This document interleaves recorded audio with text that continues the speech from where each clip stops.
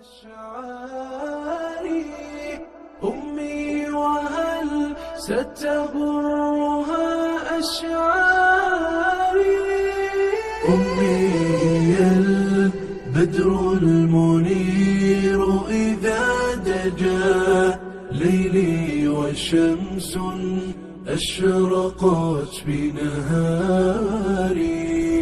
أمي ويعجزني عطاء مغدق أمي ويغمرني الحنان الجاري أمي جنان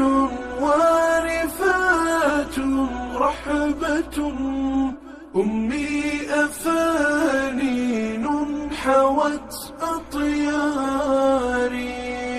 أمي هي الدنيا وآخرتي التي أسعى لها ليلي وكل نهاري أسطورة أمي تحاك فصولها بالعطف والتحنان والإيثار هي شيخة بنت لشيخ فاضل فطن البصيرة فاقد الإبصار قاض أبوها بالعدالة عالم أنعم وأكرم خيرة الأخيار والله لو نطقت حروفي لانبرت تحكي عطاء سح كالأمطار ولأسهبت تروي حكايا حبها وعطائها الفياض والمدرار سارت وقدوتها النبي وصحبه سلكت طريق البر والأبرار غرست بذور الخير في أعماقنا وسقت بماء الحزم والإصرار أمضته عمرا بالصلاح متوج ربت على الدين القويم صغاري شهدت لها سجادة قد أبليت والفجر يشهد دمعة الأسحار والله ما قد زرتها إلا انبرت في غرفة للحفظ واستغفار وأرامل كبدن قسوة حاجة كانت لهن كأكرم التجار وقفت على حاجاتهن برأفة ولفقرهن وضعفهن تداري يأتينها سرا وما